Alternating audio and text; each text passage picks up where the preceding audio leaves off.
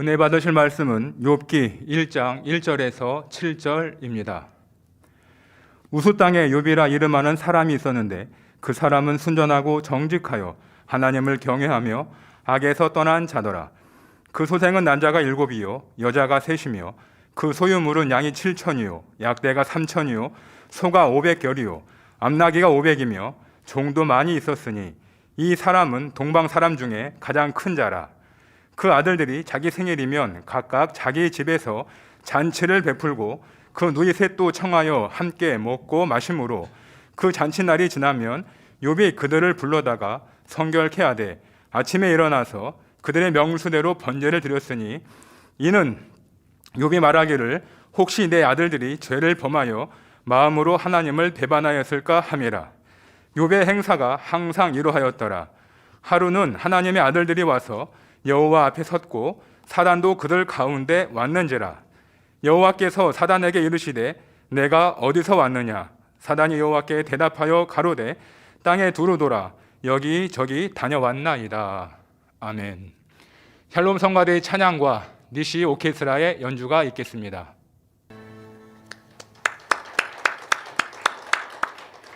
당회장 직무대행 이수진 목사님께서 욥기 강의 첫 번째 제아의 말씀을 증거해 주시겠습니다. 특성으로 영광 돌려주신 졸업자 대표에 감사를 드립니다. 너무너무 특성을 하고 싶으셔서 이렇게 기회를 드렸는데요. 힘찬 찬양과 또 열정이 넘치는 무대에 감사를 드립니다. 지금 코로나 상황이기 때문에 많은 이들이 무대에 설 수는 없었지만 목소리로는 더 많은 분들이 함께 동참하셨고요. 이렇게 대표성으로 무대에는 3분만 보이셨네요. 만민의 우리 학생들, 졸업자들 모두 축하를 드립니다. 열심히 초등학교, 또 중학교, 고등학교, 대학교의 과정들을 잘 마치셨는데요. 여러분들이 더 발전된 시간, 나아가는 시간들 속에 아버지의 은혜와 사랑이 더욱 넘치시고 있는 곳마다 그리스도의 향기 바라시기를 바랍니다. 또 사회에 나가시는 우리 젊은이들 어느 곳에 계시든지 아버지 하나님의 지혜와 능력을 의지하셔서 머리된 자가 되시고 인정받고 또 주어진 모든 삶이 여러분들에게 더 발전된 시간이 될 줄 믿습니다. 항상 승리하시고요. 또 학부모님들 수고 많으셨습니다. 또 계속하여 우리 학생들의 성장을 도와주실 텐데요. 기도하면서 더 영적인 가르침, 오늘 대예배 때도 영적인 부모의 모습, 그렇지 않은 육의 모습들도 말씀해 주셨죠. 자칫 부모가 자녀를 믿음으로 성장 키워가지 않으면 세상의 것들이 우상이 될 수 있다 하셨는데요. 이런 말씀들을 통해서 좋은 학부모님들로 다 나오시기를 부탁드립니다. 졸업하신 모든 분들 수고하셨고 또 축하드립니다. 강단 헌화 소개합니다. 헌화자는 해외 지교회입니다. 저희 지교회가 창립 15주년을 맞기까지 지켜 보호하시고 한없는 사랑과 은혜를 베풀어 주신 아버지 하나님께 모든 감사와 영광을 올려드립니다. 생명의 말씀으로 저희를 양육해 주시고 큰 권능으로 치료의 역사를 체험케 주신 목자님께도 감사드립니다. 직무대행님께서 증거해 주시는 말씀과 원자님께서 인도하시는 다니엘 철야를 통해 자기를 발견하여 깨트림으로 믿음의 성장을 이루게 하심에도 감사드립니다. 창립 15주년을 맞아 선하고 아름다운 빛의 열매 맺기를 소망하며 감사의 마음을 담아 강단 헌화를 드립니다. 네, 감사합니다. 창립 15주년을 축하드립니다. 사랑하는 성도 여러분, 오늘부터 전해드릴 욥기 강해는 당의자님께서 1986년 12월 12일부터 1992년 12월 11일까지 만 6년 동안 매주 금요철야시 증거해 주셨던 말씀입니다. 지금으로부터 약 30년 전에 들었던 말씀인데요. 이 말씀은 오래전에 증거해 주신 말씀이기 때문에 영상으로나 음성으로 여러분들이 들을 수 없으셔서 참 안타까우셨어요. 그러나 이제 욥기 강해를 저는 이제 준비를 하고 있었고 욥기 강해가 이렇게 한다라고 광고가 되니 곳곳에서 성도님들이 너무나 사모하셨다고 기뻐하시는 모습들을 보면서 저도 참으로 행복했습니다. 이 말씀을 여러분들 들으시면서 나를 발견할 수 있다라는 확신이 있고 더 변화될 수 있다라는 소망이 있기 때문에 기다리셨어요. 기다리셨으면 저한테 미리 말씀을 하셨으면 저도 좀 빨리 전해드렸을 텐데 어쨌든 지금이 가장 또 좋은 때가 아니겠습니까? 또 모든 말씀들이 여러분들에게 꼭 필요한 말씀들이셨고요. 이 말씀은 당회자님께서 7년여 동안 무수한 금식과 부르짖는 기도를 통해 성령의 감동함 속에 성경의 난해 구절을 풀어받으신 말씀 중 하나입니다. 십자가의 도, 영혼육, 믿음의 분량, 천국과 지옥을 포함하여 욥기 강해 또한 하나님께서 친히 풀어주신 말씀이지요. 당회자님께서는 하나님의 진리 말씀으로 욥기를 조명하여 우리에게 옳고 그름을 분별할 수 있도록 풀어주셨습니다. 욥기는 사람의 마음을 깊이 해부하여 본성 속의 악을 발견할 수 있게 해주는 말씀이지요. 많은 사람들이 욥에 대해 오해하여 말하기를 하나님께서 순전하고 정직한 욥을 아무 이유 없이 시험하시고 고난을 주셨지만 욥은 잘 통과해서 갑절의 축복을 받았다. 그러니 우리도 연단을 받을 때 하나님의 응답의 때를 묵묵히 참고 기다리면 된다 가르치기도 합니다. 그러나 사랑이시며 선 자체이신 하나님께서 어찌 까닭 없이 사람에게 고난을 주시겠습니까? 욥이 하나님께서 진정 원하시는 영적인 신앙으로 발전하지 못하고 정체되어 있을 때에 연단을 허락하신 것입니다. 연단을 통해 본성 속에 악이 드러나게 하시고 결국 철저히 회개하여 마침내 영적인 신앙 안으로 들어올 수 있도록 인도하신 것이지요. 하나님께서는 욥을 통하여 바로 우리 자신의 문제를 발견하고 해결할 수 있는 길을 주시며 축복받는 길을 알려주고 계십니다. 욥기 안에는 욥과 친구들의 대화가 그대로 기록되어 있으므로 진리와 비진리가 섞여 있습니다. 그러니까 성경에 기록되어진 말이라고 그 문장이라고 해서 다 맞는 게 아니에요. 욥과 욥의 친구들의 말을 그대로 적어 놓았기 때문에 그 말은 비진리가 섞여 있다라는 것을 여러분들이 알고 성경을 읽으셔야 하고 이제 그러한 부분들을 차근차근 설명해 가도록 하겠습니다. 욥이 시험을 받을 때 욥의 친구들은 욥을 힐난하게 비난하며 정죄하고 욥도 친구들을 정죄합니다. 서로 내가 옳고 상대는 악하다고 변론하는 가운데 그들의 마음이 낱낱이 드러납니다. 하나님께서는 그들이 서로 판단, 정죄하고 시기, 질투하는 모습 속에서 바로 우리 자신의 악을 발견하고 변화되어 성결케 되기를 원하십니다. 자, 여러분, 변론하는 그 욥과 친구들, 또 친구들은 욥에게 와서 너가 지금 이런 어려움을 당하는 이유는 하나님 앞에 합하지 못하기 때문이니까 너가 인정하고 회개라고 권면하는 것 같은데 그런데 그 안에는 시기, 질투의 마음이 많이 있어서 그렇게 말하고 있는 거예요. 자, 먼저 예고편으로 지금 욥의 친구들은 욥을 시기 질투하여서 지금 비난하고 있는 모습이 나옵니다. 겉으로 보기에는 진리로 말하는 것 같아요. 욥 너가 회개해야 돼. 너가 잘못한 거 있으니까 하나님께서 너를 이렇게 책망하시는 거지. 하나님이 의인에게 책망하시겠냐? 그러니까 욥은 아니야 나는 의인이야 의로워 이렇게 변론을 합니다. 그럼 욥의 친구들의 말은 맞는 것 같아요. 맞는 말을 하는 것 같고 지금 욥에 대하여 권면하는 말이 틀리지 않은 것 같은데 그런데 무엇이 잘못됐냐? 욥의 친구들은 사실 욥을 시기 질투하는 마음 속에서 지금 이렇게 권면하는 것 같으나 비난하고 있는 거예요.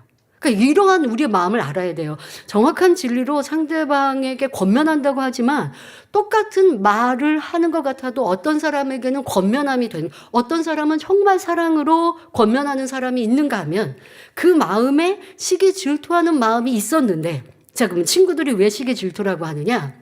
욥이 자, 세상 말을 한번 빌려볼까요? 잘 나가고 있었을 때는 아무 말 못했어요.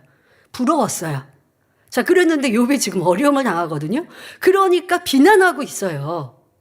이 마음 안에 전에 욥이 잘 되고 있을 때 그게 부럽고 그리고 욥이 잘 되고 있을 때 내 마음에는 시기 질투의 마음이 있었지만 잘 나가고 있는 욥을 끌어내릴 수는 없었어요. 비난할 수는 없었어요.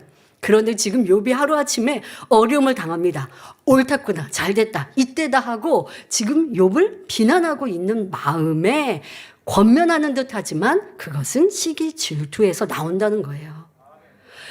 똑같은 말을 하지만 그 마음의 깊은 내면의 모습은 어떠하냐에 따라 아버지가 보실 때는 다 다르게 평가하고 있는 거예요. 너는 사랑으로 권면하고 있거나, 너는 악으로 비난하고 있구나, 너는 시기 질투로 상대방을 끌어내리려고 하고 있구나. 이렇게 우리의 깊은 마음을 알아야 변화되지. 나는 저 사람을 사랑해서 변화되고자 하는 바람으로 이렇게 권면의 말, 진리의 말을 하는 거라고 스스로에게 변호하고 있지만 아버지는 그 중심을 보고 계십니다. 전에 잘 나갈 때, 너 그때 잘 나갔었는데 그때는 내가 말 못했지만 이제는 말한다. 이러고 있는 그 시기 질투의 모습이 욥의 친구들의 모습임을 이제 계속하여 보여주고 있습니다.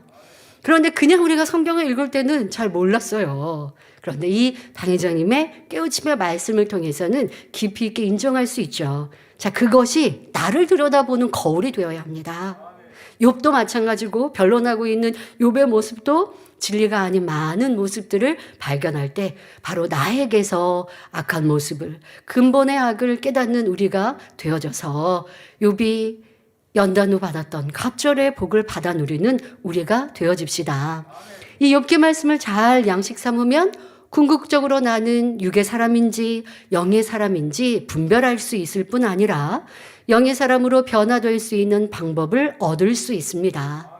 그러므로 우리 성도님들도 욥기 강해를 들으시면서 자신의 근본을 더욱 깊이 발견하고 영의 성장을 이루는 계기가 되시길 바랍니다. 또 욥기를 통해 영적인 많은 법칙을 깨달을 수 있습니다. 욥이 어떻게 하나님으로부터 축복을 받았는지 바로 축복받는 법칙도 깨달을 수 있죠. 왜 사단의 송사를 받았는지, 축복을 받았던 사람이 왜 시험 환난으로 인해 넘어지는지, 그리고 어떻게 다시 회복하고 축복을 받을 수 있는지 등 하나님과 사람과 사단의 삼각관계에 있어서의 영계의 법칙이 자세하게 기록되어 있습니다. 또한 말의 중요성에 대해서도 깨우쳐 줍니다. 성경에는 신구약을 통틀어 말의 중요성을 강조한 말씀이 참으로 많이 나옵니다.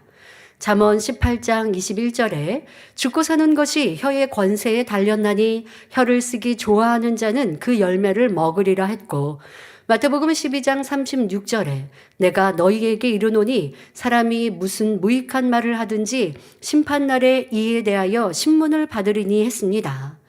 이렇게 성경 곳곳에 말씀하신 대로 우리의 입술로 고백한 그대로 되어져 간다는 것을 욥기를 통해서 알려주십니다. 그러므로 여러분들이 욥기를 자세하게 알고 나면 자신의 문제도 밝히 알 수 있게 될 것입니다. 시간 말씀을 잘 양식 삼아 모든 육의 요소들을 온전히 벗어버리고 하나님께서 기뻐하시는 영의 모습으로 나오시기를 바랍니다. 이제 본론으로 들어가겠습니다. 본문 욥기 1장 1절에 우스 땅에 욥이라 이름하는 사람이 있었는데 그 사람은 순전하고 정직하여 하나님을 경외하며 악에서 떠난 자더라 말씀합니다. 이 말씀처럼 하나님께서는 저와 여러분이 어디에 살고 있는지, 그 마음과 생각은 어떠한지 사람들은 알지 못하는 그 중심까지도 다 알고 계시며 정확히 헤아리고 계십니다. 여러분, 아버지 하나님이 내 마음 중심, 내 깊은 것을 아신다는 건 큰 위로입니다. 육의 사람들, 세상 사람들, 아니 주변의 사람들은요, 나를 오해할 때가 참으로 많아요. 그러면 좀 속상하지 않으십니까? 나는 좋은 의도로 이렇게 행했는데 상대방은 저 사람 교만해 라고 오해할 수도 있고, 나는 사랑으로 섬긴다고 했는데 자기를 드러내네 할 수도 있고, 오해를 우리가 받는 경우들도 참으로 많이 있습니다. 그러나 속상해하지 마시고요. 아버지 하나님이 내 마음 깊은 것을 다 알고 계신다라는 것으로 위로를 삼으시면 좋겠습니다. 그리고 그러나 사람들이 오해하고 있는 모습 속에 내 안에 더 덕을 쌓아가면 지혜로운 사람이 되는 것이고요. 더 크고 넓은 마음으로 변화되는 계기를 삼아 가시면 돼요. 그러나 우리가 정신적으로나 마음으로나 결코 스트레스를 받지 않는 이유는 모든 것을 정확히 보고 알고 계시는 아버지가 계시기 때문입니다. 지금 이 본문 1장 1절도 이렇게 다 알고 계시는 아버지 하나님임을 알 수가 있지요. 자, 그리고 지금 욥에 대해서 설명하고 계십니다. 즉 우수라는 지역에 살고 있는 욥이라는 사람을 하나님께서 헤아려 보니 그 사람은 순전하고 정직하더라 말씀하고 계십니다. 아버지 하나님께서 여러분에게 대한민국, 서울, 구로동에 아무에무에게가 살고 있는데 내가 그를 보니 그의 마음은 선하고 그의 마음은 정직하더라 하시면 참으로 복이죠. 그런데 어디에 살고 있는 아무에게를 보니 그는 악하고 자기밖에 모르더라 하신다면 참으로 부끄럽습니다. 화를 당할까 걱정해야겠죠.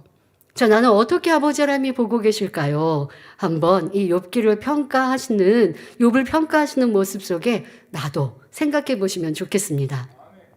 하나님께서 욥을 주목하여 보시고 축복 주신 이유가 지금 나오고 있는 것입니다. 자, 먼저 순전하다 하셨는데요. 순전하다는 의미에 대해 살펴보겠습니다. 자, 이것이 바로 욥이 받았던 우리가 욥기를 지금 진행하고 있지 않아도 만민의 성도님들이라면 지금 욥이 받았던 연단은 아직 믿음의 4단계 0으로 들어가지 않은 단계, 바로 3단계의 끝 무렵에서 믿음의 3단계 끝 무렵에서 지금 욥은 연단을 받았다. 이 정도는 우리 알고 있어요. 이 정도 아는 것도 대단한 지식인데요. 자, 그러한 욥인데 아버지 하나님은 많은 축복을 주셨어요.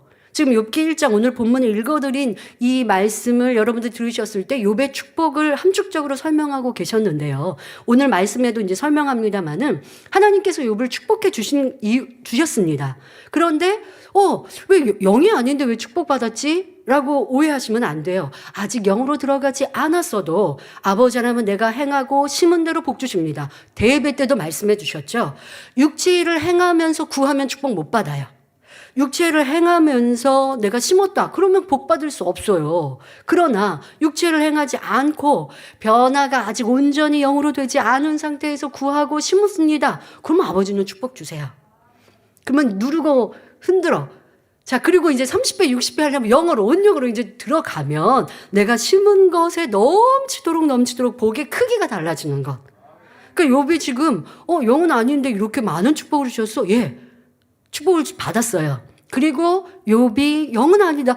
여러분, 영은 대단한 믿음이거든요. 자, 그러한 대단한 믿음에 아직 미치지 못한 욥이라고 해서 무시할 모습이 아니에요. 욥도 대단한 신앙인 것을 우리가 이해해야 하는데요. 자, 지금 이제 설명드릴 이 순전한 모습, 정직한 모습, 또 악에서 떠났다라는 모습, 이 욥에게 이제 국한되어 있는 모습이긴 합니다. 영으로 우리가 알고 있는 순전함과 정직함과 악에서 떠났다라는 것과는 좀 다른 의미로 욥을 아주 크게 칭찬하고 계시는데요. 자, 그러한 욥에 대하여 아버지가 축복 주셨던 이유를 지금 1장에 설명하고 계십니다. 자, 먼저 순전하다라는 의미입니다. 국어사전에서는 순수하고 완전하다라고 풀이되어 있습니다. 그러나 하나님께서 말씀하시는 영적인 의미의 순전함은 깨끗한 마음 안에 영의 열매가 가득 담겨진 상태입니다. 이거는 굉장히 높은 수준이지 않습니까? 그러니까 이런 말씀에 비춰보면 욥은 이런 영적인 순전함을 온전히 이룬 것은 아니었습니다. 아버지 하나님 편에서 보실 때 온전한 순전함에는 미치지 못하지만 그래도 선한 마음으로 온유함을 힘써 행하였던 욥이었기에 순전하다 인정해 주신 것입니다. 자, 보통 사람들이 선을 행합니다. 구제합니다. 베풉니다. 나를 낮추어서 상대를 섬겨줍니다. 힘들고 어려운 사람을 보살핍니다. 자, 그런데 그 마음 깊은 곳에는요, 인정받고 싶어서, 칭찬받고 싶어서, 나를 드러내고 싶어서 하는 사람들이 참으로 많아요. 그런데 욥은 그런 마음이 없었다는 거예요. 그러니까 그러니까 내 마음의 중심에서 선을 행하는 것이 즐겁고 그것이 아버지가 기뻐하시는 것을 알기 때문에 내가 할 수 있는 최선을 다해서 구제하고 베풀고 섬기고 나를 낮추고 주변을 돌아보았던 이러한 행함들, 그리고 내가 할 수 있는 최선을 다해서 악을 끊어버렸기에 아버지 하나님은 순전하다라는 이런 아주 귀한 단어를 사용하여서 욥을 칭찬하고 계신 것입니다. 그러나 우리는 이 깊이를 알아야 돼요. 욥에게 말씀하신 순전함과 진정 아버지 하나님께서 말씀하시고 인정하시는 영적인 순전함의 차이는 알고 계셔야 되지만 지금 왜 욥을 순전하다 하셨는지라고 하는 것은 여러분들이 이해를 하셔야 됩니다. 다시 말해 욥이 순전하다 칭찬받은 이유는 행함으로 적극적으로 온유함을 나타내 보였기 때문이에요. 그렇게 나타내 보이면서 나를 드러내고자 하는 마음이 아니었고 그런 마음은 전혀 없이 정말 중심에서부터 선한 행함으로 행하였던 욥이었기에 순전하다 칭찬해 주신 것입니다. 이런 욥을 귀히 보신 하나님은 그에게 온전한 순전함을 이루길 원하셨고 그러하기에 연단을 허락하신 것입니다. 다음으로 하나님께서는 욥을 정직하다고 말씀하셨습니다. 정직하다는 의미는 마음에 거짓이나 꾸밈이 없이 바르고 곧음을 말합니다. 세상 사람들은 거짓말하지 않고 남을 속이지 않으며 신용을 지키는 사람을 정직하다고 합니다. 즉 사람은 외적인 모습을 보고 정직하다 또는 정직하지 않다고 말하는 것이지요. 그러나 하나님께서는 중심을 보십니다. 하나님께서 인정하시는 정직함은 타인을 속이지 않을 뿐 아니라 자기 자신도 속이지 않는 것입니다. 자기 자신을 속이지 않는 사람이라면 타인을 속일 리는 더더구나 없고 타인에게 신뢰할 리도 없습니다. 타인과의 약속은 물론 자기 자신과의 약속도 반드시 지키지요. 마음속으로 이렇게 해야지 하고 자신과 약속했을 뿐 어느 누구에게도 그 약속한 바를 얘기하지 않았다 해도 변개함 없이 그대로 지키는 사람을 하나님께서는 정직하다고 말씀하십니다. 욥이 이처럼 정직한 사람이었던 것입니다. 욥은 순전하고 정직했을 뿐 아니라 하나님을 경외하는 사람이었습니다. 여기서 경외하다의 사전적 의미는 공경하면서 두려워하다라는 뜻입니다. 그러니 하나님을 경외하는 사람은 결코 진리에 어긋나는 행동을 하지 않습니다. 하나님을 공경하고 하나님을 두려워하는데 내가 하나님이 싫어하시는 죄를 지으면 어려움과 환난을 당할 수 있다라고 하는 걸 진정 믿는다면 어찌 비진리를 행하겠습니까? 그러나 머리로는 믿는다고 하지만 마음 중심으로 믿는 것이 아니기 때문에 다시 말해 하나님을 두려워하지 않고 하나님을 경외하지 않기 때문에 죄를 쉽게 짓고 행하는 것이지요. 잠언 8장 13절에 여호와를 경외하는 것은 악을 미워하는 것이라 말씀한 대로 악은 모양이라도 버려나가는 것, 이것이 하나님을 경외하는 것이지요. 하나님을 믿기 때문에 경외하는 것이고 하나님을 공경하고 두려워하니 하나님의 말씀대로 살아갈 수 있는 것입니다. 따라서 진정 하나님 말씀대로 살아가는 분이 계신다면 그분은 하나님을 경외한다고 할 수 있습니다. 사실 처음 신앙생활을 시작하여 믿음이 연약할 때는 실상은 하나님을 별로 두려워할 줄 모릅니다. 스스로는 또 주변에서 볼 때 하나님을 매사에 두려워하는 것 같아요. 이렇게 하면 하나님 나에게 어려움을 주시면 어떡해요? 재앙을 내리시면 어떡해요? 도리어 진리를 몰라서 내가 당하는 어려움을 하나님이 내리셨다라고 이렇게 오해하면서 말하니까 또 그런 표현을 쉽게 하니까 저 사람은 하나님을 두려워하나라고 말하지만 앞서 말씀드린 것처럼 중심으로 하나님을 두려워한다면 하나님이 싫어하시는 죄를 지을 수 없는 것, 이것이 진짜 하나님을 두려워하는 것이죠. 도리어 초신자는 진리를 모르기 때문에 내가 죄를 짓고 또 아니면 내가 실수하여 어려움을 당하고도 하나님을 두려워하는 모습처럼 보이지만 그것은 하나님을 모르기 때문에 도리어 진리를 모르기 때문에 잘못 표현하고 있는 것에 불과한 것이고요. 그러나 믿음이 점점 성장하면서 하나님을 두려워할 줄 알게 되면 그제서 말씀대로 살아가게 되는 것입니다.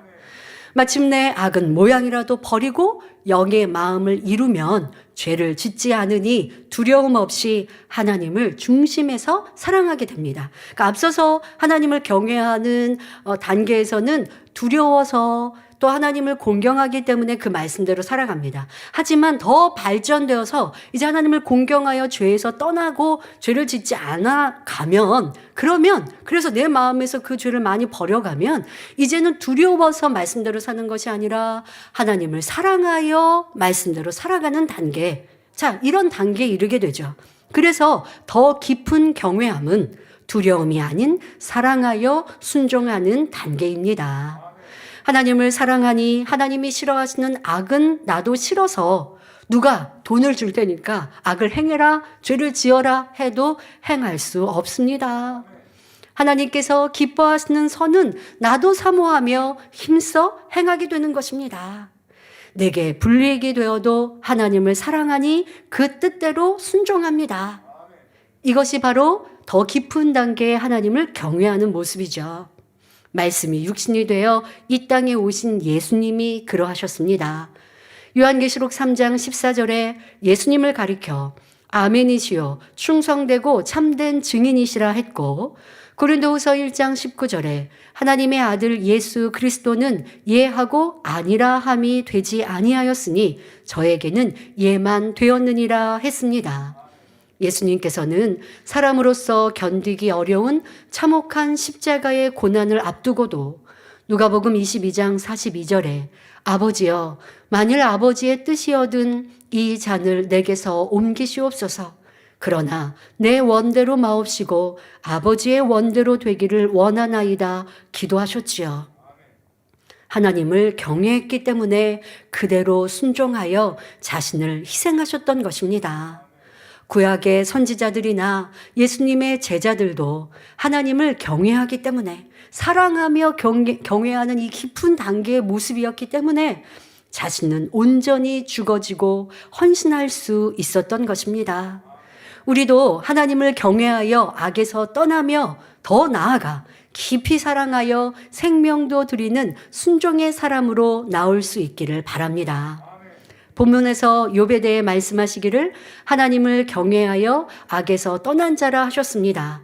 경외하다의 단어의 뜻처럼 욥은 힘써 하나님을 공경하였고 두려워하는 경외심으로 모든 삶을 주의하며 죄악에서 자신을 지켰던 것입니다.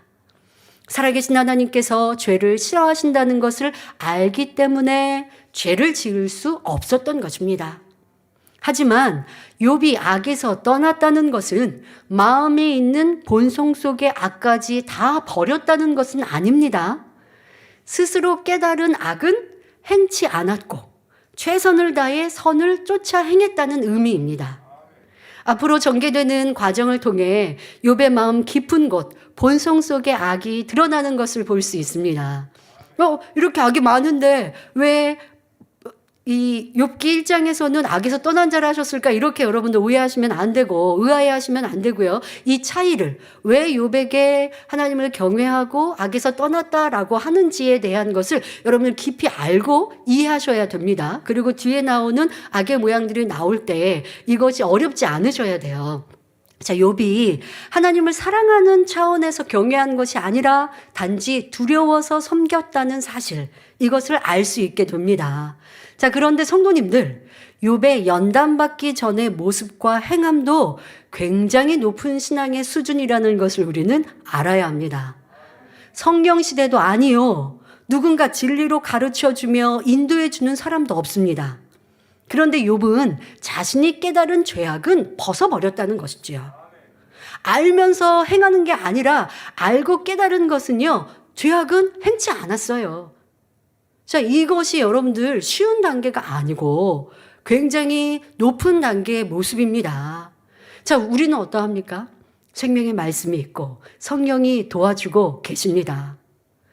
그런데 자신에게 명백한 비진리가 있음을 알면서도 이유 변명하며 버리지 않는 모습이 얼마나 많습니까? 하나님은 구제하고 섬기는 것, 선을 행하는 것을 기뻐하신다는 것을 알면서도 계산하며 행하지 않는 모습도 많이 있지요.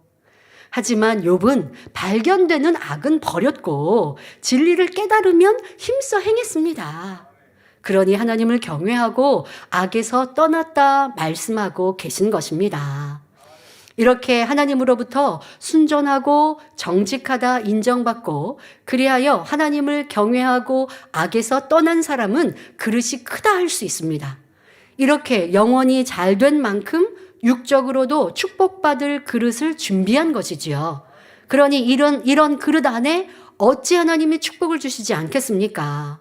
우주 만물 모든 것이 하나님의 것이니 이런 사랑스러운 자녀가 구하는 것마다 오냐 알았다 하시며 마음껏 부어주실 것입니다.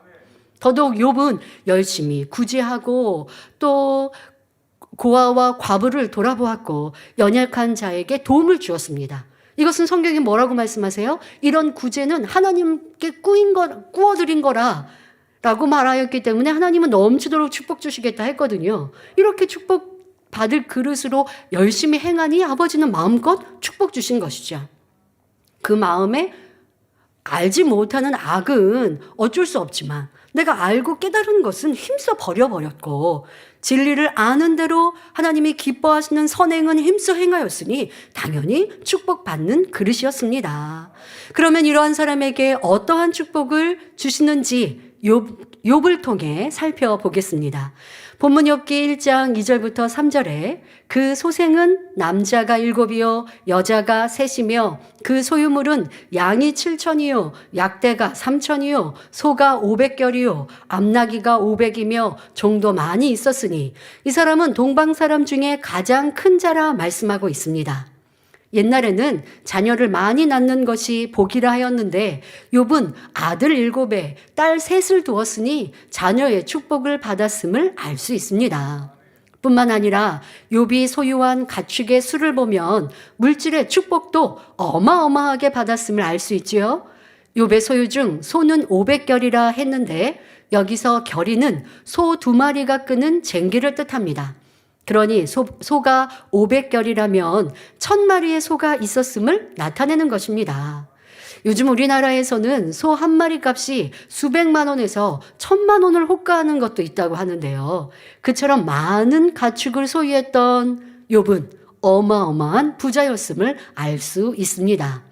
거기에다가 그 많은 가축과 재산을 관리하려면 당연히 거느리는 종들도 많았을 것입니다. 이처럼 욥은 동방 사람 중에 가장 큰 자라 할 만큼 대부호였습니다. 그가 사는 지역인 동방에서 가장 부자였다는 것이지요. 욥은 하나님께서 인정하시는 사람이었기 때문에 자녀와 물질, 건강, 그 외 많은 축복을 받아 누릴 수 있었던 것입니다. 여기에서 가축의 수를 나타내는 3천이나 7천 등의 숫자는 큰 의미가 없습니다. 성경에 나오는 숫자에는 영적인 의미가 담겨 있는 경우가 많은데 그중에 3은 합한수요, 7은 완전수로 할 수 있지요. 그래서 본문에 3과 7이 자주 나오는 것은 욥이 하나님을 경외하여 악에서 떠난 사람이었기에 하나님께서 친히 섭리하고 역사하고 계심을 나타내 주는 의미입니다. 그러나 3천, 7천 이런 의미 말고 3, 7 이러한 숫자가 많이 나오죠. 이것은 바로 하나님께서 직접 역사하신다라고 하는 의미입니다. 궁극적으로는 욥이 하나님으로부터 크게 축복을 받은 사람임을 알려주는 것이지요. 또한 욥은 큰 자로 인정할 만한 마음 씀씀이나 됨됨이가 있어서 존경할 만한 기본 조건을 갖춘 사람이었습니다. 욥의 이러한 모습은 욥기 29장 이후로 구체적으로 묘사되어 나옵니다. 즉 불쌍하고 어려운 사람에게 아버지와 같은 역할을 하고 자신의 모든 지혜와 지식으로 많은 사람에게 깨달음을 주고 그들과 함께 즐거워할 줄 아는 사람이었습니다. 그리고 재물이 풍부하여 후히 베풀었으니 참으로 큰 자라 할 수 있지요. 또 욥이 받은 복 중에는 가정의 화목을 볼 수 있습니다. 본문 욥기 1장 4절에 그 아들들이 자기 생일이면 각각 자기의 집에서 잔치를 베풀고 그 누이 셋도 청하여 함께 먹고 마심으로 했습니다. 욥의 7 아들들이 자기 생일이 되면 각자의 집에서 생일 잔치를 베풀고 누이 셋도 초대해서 함께 먹고 마셨다는 것이지요. 욥이 순전하고 정직한 사람이었기에 그의 자녀들도 서로 화목하고 우애가 매우 좋았다는 것을 알 수 있습니다. 다 성장한 자녀들이 출가해서 각 가정을 이루었을 때 내 생일인데 그 형제들까지 부른다라는 것, 요즘에는 명절 때나 그렇게 만나지 내 생일에 형제들의 가족 또 형제들까지 불러서 함께 잔치하기가 쉽지 않죠. 또 그러려면 부요함도 있어야겠지만 무엇보다 서로가 사랑하는 이런 가족 관계, 이런 우애가 좋아야 또 서로 초대하고 초대에 응하고 그 또 상대의 생일이면 또 마음을 다해 축하하고 내 시간을 내어서 같이 축복해주고 하는 것을 보면 가족의 화목을 알 수가 있고, 그런 가족, 그런 부모는 참으로 복이 있다라고 말할 수 있죠. 자녀가 많은데 자녀가 다 출가했어요. 출가한 자녀들도 서로 부모님을 섬기고 또 서로 형제들의 사이가 좋습니다. 그 부모는 주변 사람들에게 다 칭송을 받게 되는 참으로 복 있는 사람입니다. 가장인 욥이 본이 되니 자연히 자녀들도 아버지를 보고 배우며 화목을 이루었던 것입니다. 일반적으로 가정에서 부모가 바로 서면 자녀들도 착하게 성장하고, 반대로 부모가 바로 서지 못하면 자녀들도 바른 인격체로 성장하지 못하는 경우가 많습니다. 예를 들어 아버지가 술에 취하면 폭력을 행하는 등 가족을 힘들게 하는 것을 보고 성장한 자녀들은 나는 어른이 되면 절대 그러지 말아야지 하지만 막상 자신도 어른이 되면 아버지처럼 행하는 경우가 많지요. 반대로 사랑과 선이 가득한 가정에서 자란 자녀는 대부분 그 사랑과 선을 배우게 되어 아름다운 인격체로 나오게 됩니다. 교회 안에서도 마찬가지입니다. 가령 기관에서 기관장이 바로 서면 회원들도 그 뒤를 따르고, 구역장이 진리 안에서 똑바로 행해 나가면 구역원들도 신속히 변화되어서 바른 신앙생활을 하게 되어 있습니다. 그런 간증도 들어보았습니다. 어떤 기관은요, 기관장님 아래 또 모든 기관 식구들이 서로 끈끈하게 사랑의 관계, 친목과 또 서로 섬김, 또 영육 간에 이렇게 기관 활동을 잘 하신 거예요. 그래서 연단의 때가 와도 떨어져 나간 기관 식구가 없대요. 그런 얘기를 들으면서 참으로 행복했습니다. 그러니까 기관 식구는, 우리가 기관의 모임은 아무래도 이런 친교 모임들이 있죠. 서로의 생일도 챙겨주고 서로의 안부도 항상 묻고 사랑으로 이렇게 또 진리 안에서 기관 활동이 잘 이루어지니, 그러니 누가 오해하는 말, 판단하는 말을 전해주어도 도리어 기관장이 그렇지 않아 하고 분별하여서 전달하면 그 말을 귀 기울이는 거예요. 이렇게 머리가 얼마나 중요한지를 또 느낄 수 있었습니다. 그러니 조장, 지역장, 교구장 등 머리된 사람의 역할이 참으로 중요하다는 사실을 명심해야겠습니다. 그런데 욥의 자녀들 간의 사랑과 화목은 영적인 것이 아닌 육적인 사랑이요 육적인 화목이었다는 것도 알아야 합니다. 물론 사랑이 식어진 오늘날엔 이러한 육적인 화목도 이루지 못하는 가정이 많습니다. 마태복음 24장 12절에 불법이 성함으로 많은 사람의 사랑이 식어지리라 말씀한 대로 주님 오실 때가 가까운 마지막 때에는 가족 간의 육적인 사랑조차도 찾아보기 힘들지요. 그럼 욥의 자녀들의 사랑과 화목이 육적인 것이었다는 이유는 무엇일까요? 욥의 자녀들이 잔치를 치르고 나면 욥은 의뢰히 그들을 불러다가 성결케 하되 아침에 일어나서 그들의 명수대로 하나님 앞에 번제를 드렸다는 것에서 알 수 있습니다. 욥기 1장 5절 후반절에 혹시 내 아들들이 죄를 범하여 마음으로 하나님을 배반하였을까 함이라 고백하지요. 욥은 풍요로운 생활을 하였지만 마음 한편에서는 자녀들로 인하여 불안과 근심이 떠나지 않았습니다. 자녀들이 하나님을 경외함이 없는 까닭이었지요. 그래서 혹시 자녀들이 하나님 앞에 합하지 못한 것이 있을까 염려되어 하나님 앞에 번제를 드려 죄를 속하곤 했던 것입니다. 구약시대에는 사람이 죄를 지을 때마다 짐승을 잡아 그 피로 제사를 드려 속죄함을 받았습니다. 또 행위적인 할례를 하고 행위적인 구원을 받았는데 이는 마음에 죄를 품고 있을지라도 행함으로만 죄를 짓지 않으면 구원받는다는 것을 의미합니다. 그러나 신약 시대에는 예수님께서 친히 십자가에 못 박혀 피 흘리심으로 단번에 영원한 제사를 드려주셨기 때문에 이제 짐승을 잡아 제사 드릴 필요가 없습니다. 성령의 도우심으로 마음속에 있는 죄까지도 버릴 수 있게 되었으니 마음의 할례를 해야 합니다. 욥은 성령이 오시기 전인 구약시대에 살았으므로 자녀들을 위해 번제를 드리는 행함으로 성결케 했던 것입니다. 이러한 욥의 행사가 항상 변함이 없었으니 욥이 참으로 순전하고 정직하였으며 하나님을 경외하고 악에서 떠난 사람이었음을 알 수 있습니다. 그러나 욥이 자녀들을 신뢰하지 못했다는 것은 곧 자녀들의 신앙이 올바르지 않았음을 말해줍니다. 자녀들은 아무 생각 없이 먹고 마시며 행해도 욥만은 늘 하나님 앞에서 자신을 깨끗하게 지키기 위해 최선을 다했다는 것을 알 수 있지요.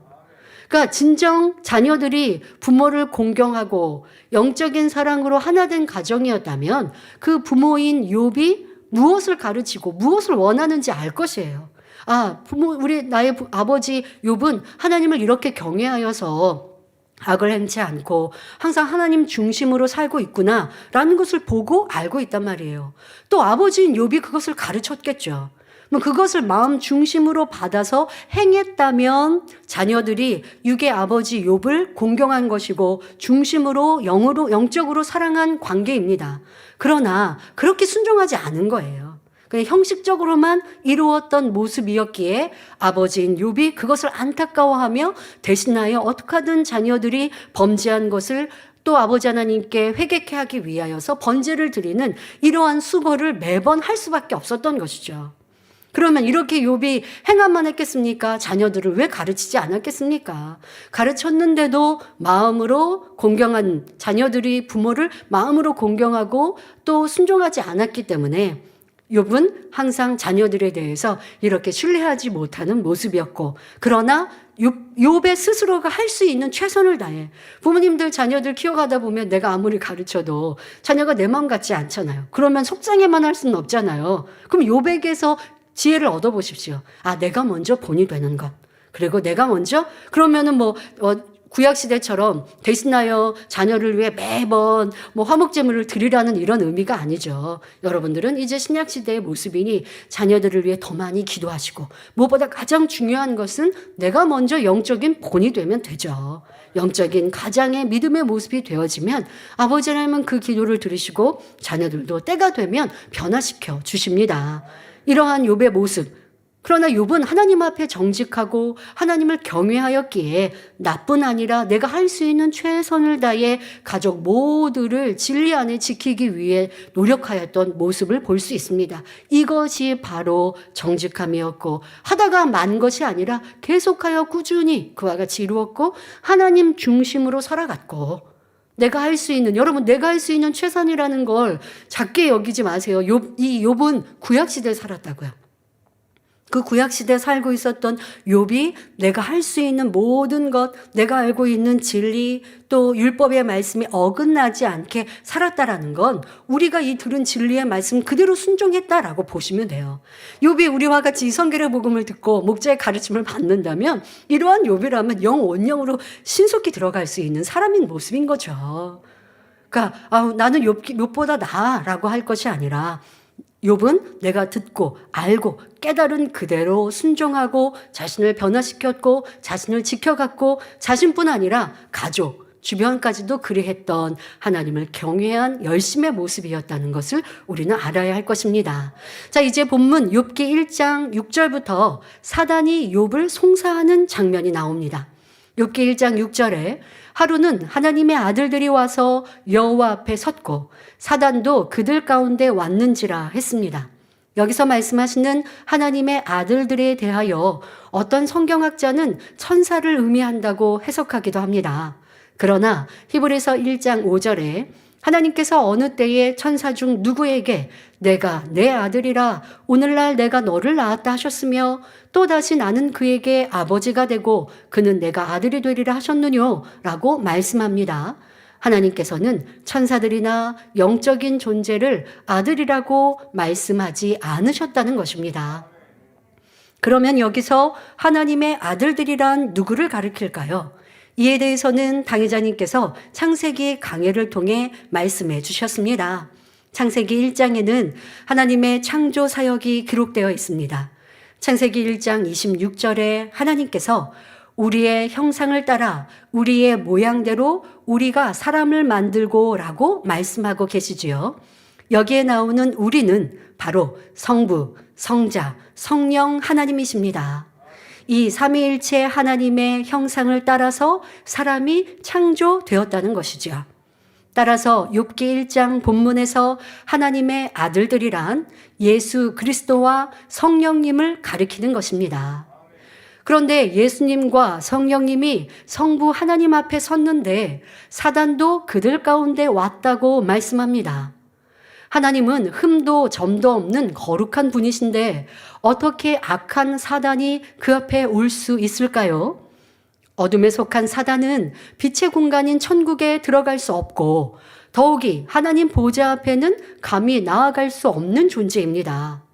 본문에서 사단이 하나님과 아들들 가운데 왔다는 것은 실제로 사단이 하나님 계신 천국에 들어가 직접 대면했다는 것이 아니라 하나님께서 사단과의 대화를 허락하셨다는 의미입니다. 사단도 영이기 때문에 하나님의 허락하심 가운데 영으로 교통하여 대화가 가능한 것입니다. 모든 공간이 하나님께 속한 것이기 때문에 사단이 어디에 있든지 하나님께서 원하시면 사단과 대화할 수 있는 것이지요. 하나님께서는 사단에게 내가 어디서 왔느냐고 물으십니다. 전능하신 하나님께서 사단이 어디를 다녀왔는지 몰라서 물으시는 게 아니지요. 하나님과 사단 사이에 있었던 대화를 자세히 기록하게 하심으로 사단의 송사가 이루어지는 과정을 알려주고자 하신 것입니다. 창세기를 보면 하와를 꼬여 선악과를 따먹게 만들었던 뱀은 하나님께 저주를 받습니다. 창세기 3장 14절 후반절에 보면 하나님께서는 뱀에게 모든 짐승보다 더욱 저주를 받아 배로 다니고 종신토록 흙을 먹을지니라 하셨지요. 뱀은 영적으로 원수마귀 사단을 의미하며 흙이란 흙으로 지음받은 사람을 뜻합니다. 사단은 창세기에서 흙을 먹고 살라고 명하신 대로 하나님 말씀을 떠나 죄를 범하며 살아가는 사람을 먹고 살아갑니다. 원수마귀 사단이 사람을 먹고 산다는 것은 죄 가운데 사는 육의 사람들을 밥으로 삼아 그들에게 시험환란, 재앙을 준다는 의미이지요. 공의로우신 하나님께서는 사단의 송사가 영계의 법에 합당할 때 허락하실 수밖에 없습니다. 하나님께서 사단에게 내가 어디서 왔느냐고 물으시자 사단은 땅에 두루 돌아 여기저기 다녀왔나이다 라고 대답합니다. 베드로전서 5장 8절에 근신하라 깨어라 너희 대적 마귀가 우는 사자같이 두루 다니며 삼킬 자를 찾나니 말씀한 대로 사단은 삼킬 자를 찾아 두루 돌아다니다가 하나님 앞에 송사하러 나온 것입니다. 하나님의 말씀대로 살지 않는 사람들은 이미 원수마귀에게 속해 있기 때문에 사단이 눈여겨볼 필요가 없습니다. 그런데 원수마귀 사단은 욥처럼 믿음이 있고 순전한 사람 또한 어찌하든 넘어뜨리고자 유념하여 살피는 것입니다. 그런 이들을 두루 찾는 거예요. 어떻게 하면 믿음이 있는 사람도 넘어뜨릴까? 하나님이 저를 칭찬하셨지만 어떻게 하면 저를 하나님께 칭찬받지 못하는 사람으로 만들까 살피고 있습니다. 굳이 살피지 않아도 되는 대상은 이미 죄악 가운데 구원에서 떠난 사람들, 그들은 그냥 두어도 죄악 가운데 살아서 지옥으로 이미 가고 있고 지옥을 따놓은 것이니까 그러니까 굳이 살피지 않아도 돼요. 그러나 도리어 하나님을 믿는 이들을 유념하여 살피고 있습니다. 우리가 그런 대상이 되어서는 아니 되겠죠. 자, 이러한 기록을 통해 우리는 하나님과 사람의 삼각관계에 있어서의 연계의 법칙을 자세히 알 수 있습니다. 자, 여기서 사단이란 한마디로 루시퍼의 마음입니다. 사람의 생각을 통해 역사하는 존재로서 실질적인 형태가 없습니다. 사단은 루시퍼가 가진 어둠의 능력을 그대로 담고 있어서 사람들로 하여금 악한 생각과 마음을 갖게 하고 악을 행하게 합니다. 그러면 사단은 어떤 방법으로 사람에게 역사할까요? 사단은 마치 공중에 수없이 퍼져 있는 전파와 같이 그 마음과 능력을 계속적으로 공중에 퍼뜨립니다. 바로 이 육의 땅에 계속적으로 어둠의 힘과 능력을 퍼뜨려 가고 있습니다. 자, 전파가 수신 안테나를 만나면 흐르고 있는 이 공중의 전파가 접속이 되어지죠. 자, 이와 마찬가지로 사단이 퍼뜨려 놓은 어둠의 마음과 생각과 능력도 받아들일 준비가 된 사람들에게 역사합니다. 원수마귀 사단, 특히 이 사단은 사람에게 역사하여 생각을 통해 사람에게 역사하여 죄악을 행하게 합니다. 자, 그런데 어떻게 해요? 바로 이 공중에 죄를 악을 행할 수 있는 능력, 이와 같은 것들을 퍼뜨려 놓았는데, 그런데 어떤 사람에게 그것이 마저 떨어져서 그 능력을 사람이 받아들여서 죄를 짓고 악을 행하느냐? 바로 이때 수신 안테나가 되는 역할이 사람의 마음 안에 있는 어둠, 곧 비진리입니다. 그러니까 우리 마음에 어두움, 비진리가 있으면 원수마귀 사단이 뿌려놓은 어두움의 능력이 마저 떨어진다는 거예요. 그러면 내 안에 비진리가 있는데 어떡하지? 아직 버리기 전에는 어떻게 해야 돼요? 성령이 충만하면 차단할 수는 있습니다만은 성령이 충만하지 않으면 언제든지 받아들일 수 있는 거예요. 자, 수신 안테나 하면 젊은이들이 조금 이해가 안 될 수 있을까요? 그러면 여러분들 요즘에 휴대폰이 있습니다. 자, 휴대폰 안에 내가 어플을 깔았어요. 어플을 깔면 작동이 되어지죠. 자, 어플을 깔려져 있으면 언제든지 작동됩니다. 이 어플이 내 안에 있는 비진리다라고 생각하시면 돼요. 그런데 이 비진리를 벌어서 어플이 없어요. 그러면 그 사이트에 접속할 수가 없잖아요. 자, 그리고 여러분 한번 생각해 보세요. 어떤 경우는 이 악성 그런 것들이 휴대폰 안에 들어올 수 있다면서요. 그래서 문자 같은 거 잘못 열면 안 된다. 거기에는 그런 악성 이런 것들이 들어가 있어서 그것을 열었을 때 휴대폰을 아예 자기 것으로 만들어 버린다면서요. 그러면 내가 작동하는 거 하고 있었던 내용들을 그걸 다 들여다본대요. 마찬가지로 내 안에 있는 비진리가 있으면, 그리고 내가 비진리를 작동할 수 있는 삶과 터전이 되면 원수마귀 사단이 내 마음과 생각을 아예 내 것이라 라고 해서 마음대로도 할 수 있어요. 분명히 내 휴대폰인 것 같은데 이게 잘못된 것이 깔려버리면 다른 사람이 이걸 내 마음대로 자기 마음대로 볼 수 있대요. 여기에 있는 것도 가져갈 수도 있고 데이터도. 자, 이렇게 될 수 있는 내 마음 안에 있는 비진리가 있으면 나는 내 것인데 원수마귀 사단이 나를 자기 것이라고 한다니까요. 비진리의 생각을 악을 행하게 하고 육체의 일을 행하게 하고 나는 안 하고 싶은데 여러분 스스로 제어가 안 되는 것, 원수마귀 사단이 나를 그렇게 제어해 버릴 수 있다는 것을 알아야 합니다. 자, 더 쉽게 예를 들어드리면 마음 안에 미움이라는 속성이 있습니다. 자, 그런데 이 미움이라는 속성이 있는데 사단이 공중에 퍼뜨려 놓은 미움이라는 전파를 받아들일 수 있는 수신 안테나가 바로 내 안에 있는 미움이라는 거예요.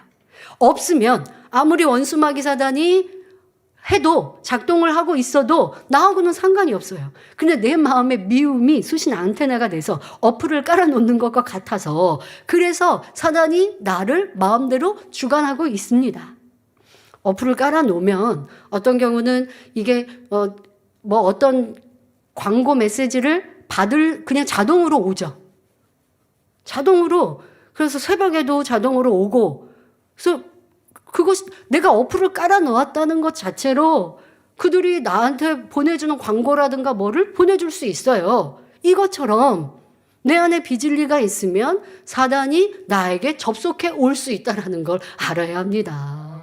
사단이 퍼뜨려 놓은 어둠의 전파와 사람의 마음 안에 있는 비질레는 안테나의 주파수가 맞으면 사단은 생각을 통해서 즉시 어둠의 능력을 불어넣습니다. 이로 인해 비질리의 마음이 강한 힘을 얻으면 활동하기 시작하는데 이것을 사단의 역사를 받았다 또는 사단의 음성을 듣는다고 합니다. 이렇게 사단의 음성을 들으면 사단의 음성을 듣는다는 걸 누가 귀에서 속삭이는 소리가 들려야 아니에요. 그게 아니에요. 지금 말한 대로 내 안에 어플 깔아놓은 걸 마음대로 작동할 수 있어요. 그것처럼 내 마음의 비진리를 작동을 하고 있다고요. 이것이 사단이 역사한다. 사단의 음성을 듣는다. 혼의 작용을 받는다라고 표현하는 거예요. 자, 이렇게 역사가 되면 생각을 통해 각종 죄를 범하고 나아가 행함으로 죄를 짓게 됩니다. 이처럼 사람은 사단이 진리에서 떠나 죄를 짓거나 진리에 합하지 않았을 때 밤낮을 가리지 않고 하나님께 참소합니다. 그러니까 이렇게 사단이 나를 역사했는데 순종해서 죄를 짓고 악을 행했어요. 그러면 그 다음에는 이렇게 죄를 지었으니까 저 사람에게 저는 하나님을 믿고 주님을 믿는다고 했지만 그러나 죄를 지었으니까 저는 내 것입니다. 내가 시험할 날 주겠습니다. 라고 참소하고 있다는 것입니다. 그러니까 여러분 삶 속에 만나는 어려움들, 문제들, 환경과 조건을 탓할 게 아니라 내가 이렇게 원수마귀 사단의 밥이 되어진 비진리의 행함들, 판단과 정죄의 악한 생각들, 이와 같은 것을 찾아서 돌이키고 회개할 때에 사단의 역사를 받지 않게 되고 항상 깨어 성령의 충만함을 입을 때에 원수마귀 사단이 나를 주관하지 않을 수 있습니다. 하나님은 영계의 법칙에 의하여 공의롭게 다스리심으로 하나님 보시기에 비진리를 행하면 원수마귀 사단을 통해 시험을 허락하실 수밖에 없습니다. 물론 이유 없이 사단의 송사를 허락하여 사람에게 시험을 주시지는 않습니다.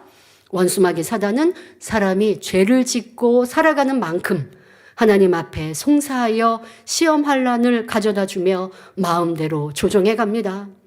쉽게 여러분 마음이 공고하십니까? 성령의 충만함이 임하지 않습니까? 그럼 무언가 내가 사단의 역사를 받아들여서 육신의 생각으로 판단하고 정죄함으로 하나님이 기뻐하지 않으시니 내 마음이 공고하구나 알 수 있잖아요. 그런데 그렇게 인정하고 싶지 않거든요. 그러니 환경을 탓하고 주변을 탓하고 저 사람 때문에 자꾸 이렇게 변명하고 합리화하면서 내가 진리 안에 온전히 서지 못한 잘못을 찾지 않으면 그러면 점점 나는 사단의 육신의 생각 속에 빠져가고 그 안에서 헤어나오지 못할 수 있습니다. 그러니 우리는 내가 지금 성령의 역사를 받고 성령이 충만한가 아니면 사단의 주관을 받고 있지는 않은가 그러면 분명 성령의 충만함이 임하지 않아요. 공고하고 힘들어요. 어려움이 있어요.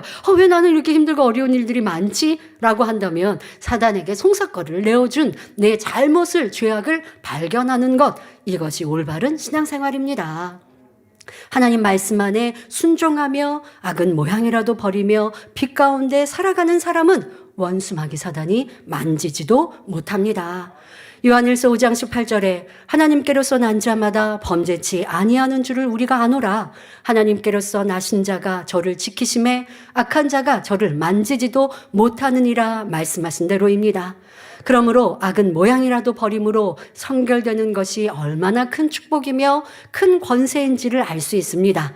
자, 이어 다음 절은 이제 다음 주에 이어 전해드리도록 하겠습니다. 결론을 말씀드립니다. 오늘은 욥기 강의 서론에 해당하는 말씀으로 욥은 어떤 사람이었는지 사단의 정체는 무엇인지에 관해 살펴보았습니다. 하나님은 이 땅에 살고 있는 모든 사람을 아시며 살피십니다. 더더욱 하나님을 사랑하고 하나님의 형상을 닮은 자녀라면 주목하여 보시며 영육간에 축복하십니다. 오늘 말씀을 통해 욥이 하나님께 축복받은 이유와 칭찬하시는 내용을 말씀드렸습니다. 욥은 아직 온전한 영의 마음을 이룬 것은 아니었어도 하나님을 경외하여 자신이 알고 있는 죄악은 행치 않았고 힘써 선을 쫓았습니다. 또한 장성한 자녀들까지도 하나님 앞에 바로 서기를 바라며 힘써 행하였지요. 하지만 우리는 명백한 비진리임을 알면서도 버리지 않고 이런저런 이유를 대며 왜 내게는 축복 주시지 않는가, 응답 주시지 않는가 불평하지는 않았는지요. 하나님을 믿고 경외하면 그 말씀대로 사는 것이요, 악에서 떠나는 것인데 여전히 죄악 가운데 살면서 하나님을 믿는다 하니 축복받을 수 없는 것입니다. 그러니 이제는 죄를 피 흘리기까지 싸워 버리되 하나님을 사랑하여 기쁨으로 성결의 길을 가는 우리가 되어야겠습니다. 다음 시간부터는 욥의 연단을 허락하신 하나님의 섭리에 대해 말씀드립니다.